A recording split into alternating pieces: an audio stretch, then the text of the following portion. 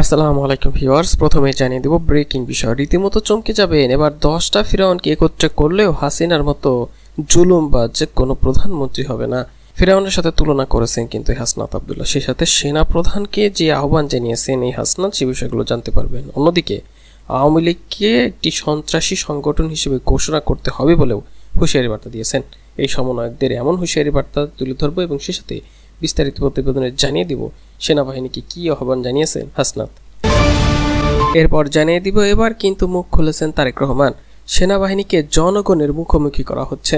অন্যদিকে মির্জা ফখরুল ইসলামও কিন্তু একই বক্তব্য দিয়েছেন। সেনাবাহিনীকে বিতর্কিত করারও চেষ্টা হচ্ছে দাবি ফখরুলের।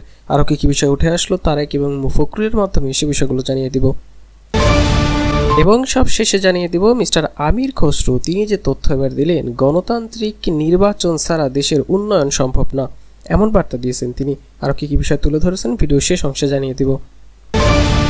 এতক্ষণ শুনছিলেন শিরোনাম, এবার বিস্তারিত।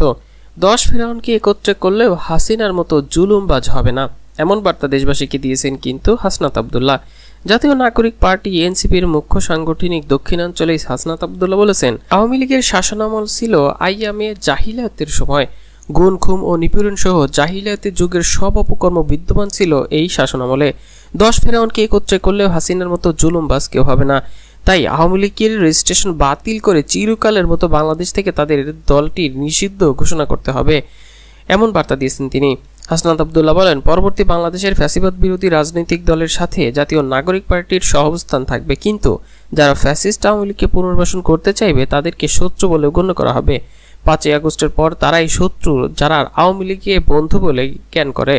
জুলাই গণঅভ্যুত্থানে শহীদ পরিবারের সদস্য, আহত ও তাদের পরিবারের সদস্য সহ সকল শ্রেণী পেশার মানুষের সম্মানে এই ইফতার পার্টির আয়োজন করা হয়েছে। এখান থেকে তিনি এমন বার্তা দেন। সে সাথে সেনাবাহিনীকে এবার বার্তা দিয়েছেন কিন্তু হাসনাত আব্দুল্লাহ। বাংলাদেশ সেনাবাহিনী দেশের সার্বভৌমত্ব রক্ষায় 5ই আগস্ট ছাত্র ও নাগরিকদের সঙ্গে গুরুত্বপূর্ণ ভূমিকা রেখে আওয়ামী বিরোধী অবস্থান নিয়েছে বলে মন্তব্য করেছেন কিন্তু হাসনাত আব্দুল্লাহ। এ সময় তিনি সেনাবাহিনীকে বাংলাদেশ জনগণের পাশে থাকার আহ্বান জানান। তিনি নানা বিষয়ে তথ্য দেন।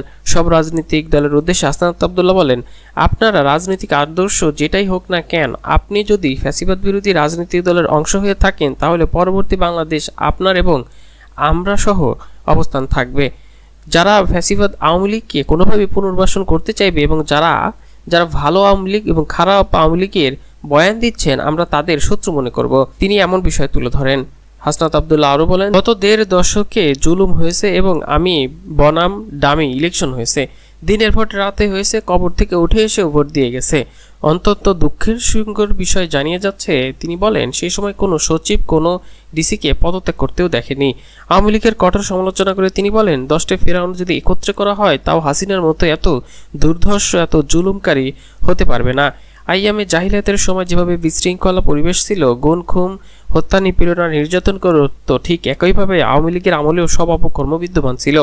রাষ্ট্রীয় কোনো প্রতিষ্ঠানের প্রতি নেতিবাচক দৃষ্টিভঙ্গি নেই উল্লেখ করে এই হাসনাত বলেন, আওয়ামী লীগ যে রাষ্ট্রের প্রতিষ্ঠানগুলো নষ্ট করে দিয়েছে, দেশের মানুষকে সঙ্গে প্রতিষ্ঠানগুলোকে জনমানুষের প্রতিষ্ঠানে পরিণত করা হবে। বাংলাদেশ সেনাবাহিনী থেকে শুরু করে রাষ্ট্রের সব প্রতিষ্ঠানের বিরুদ্ধে জনতাকে যাতে কেউ দাঁড় না করাতে পারে সেজন্য সবাইকে সতর্ক থাকতে হবে, এ বিষয়ে তিনি তথ্য দেন। অন্যদিকে আওয়ামী লীগকে নিষিদ্ধ চেয়ে সন্ত্রাসী সংগঠন হিসেবে ঘোষণা করতে বলেছেন কিন্তু নাহিদ ইসলাম।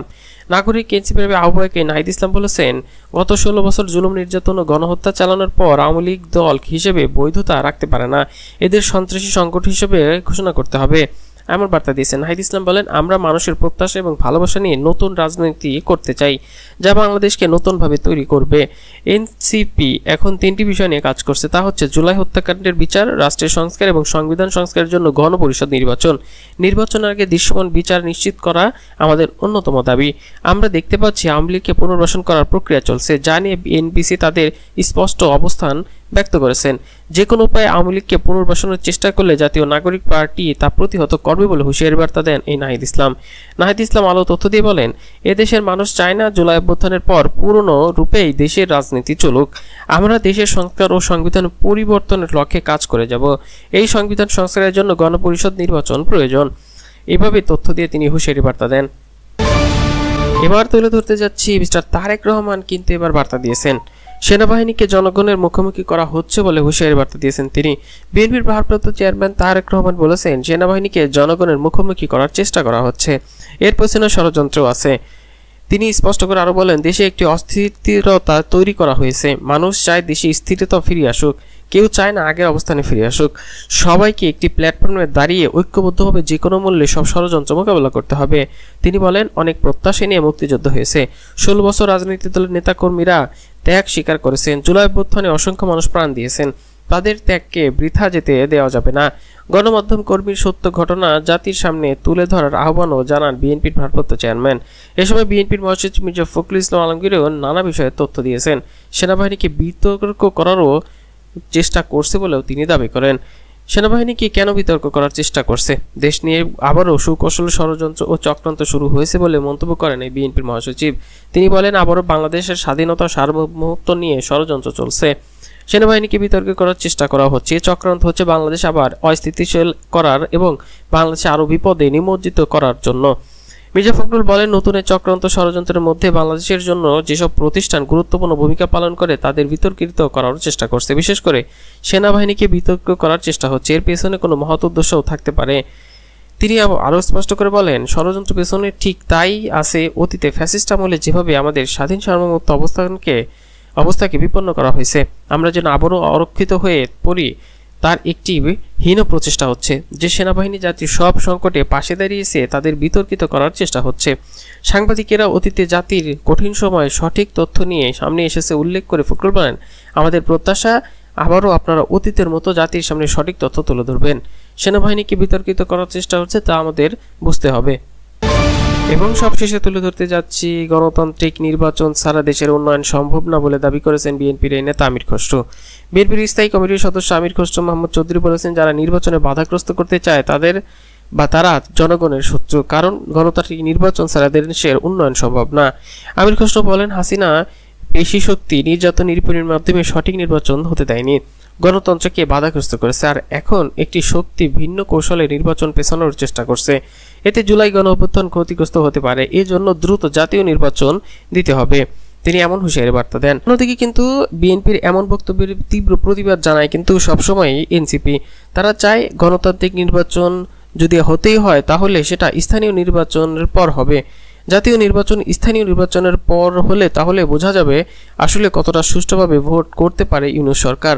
সরাসরি জাতীয় নির্বাচনে অংশগ্রহণ বা জাতীয় নির্বাচনে দিলে অনেক বিশৃঙ্খলা হতে পারে। কি কি বিশৃঙ্খলা হবে সেগুলো মোকাবেলা করতে অনেকটা ব্যর্থ হতে হবে। যার কারণে স্থানীয় নির্বাচনের মাধ্যমে আগে বুঝতে হবে যে আসলে দেশের বর্তমান কি অবস্থা। আমরা একটি স্থানীয় নির্বাচনের মাধ্যমে দেখতে পারবো যে সাধারণ জনগণ কতটা উৎফুল্লভাবে ভোট দেয়, যেখানে হবে একদম সলিড ভোট, একদম কোনো ধরনের রাতের ভোট বা দিনের ভোট হবে না, সম্পূর্ণরূপে একটি সঠিক মাপকাঠিতে নির্বাচন হবে। সেই নির্বাচনকে কেন্দ্র করে হবে একটি জাতীয় নির্বাচন যেখানে সবাই অংশগ্রহণ করবে। তাহলে বোঝা যাচ্ছে গণতান্ত্রিক নির্বাচন ছাড়া দেশে উন্নয়ন সম্ভব নয় এমন দাবি করছেন আমির খসরু। তবে আমির খসরুর এই বক্তব্যের ব্যাপক বিরোধিতা করছে কিন্তু এনসিপি। তারা চায় সংস্কার হবে, সংস্কারের পরে এরপর হচ্ছে স্থানীয় নির্বাচন, এরপর জাতীয় নির্বাচন হবে বলে ব্যক্ত করেন কিন্তু এনসিপি নেতারা।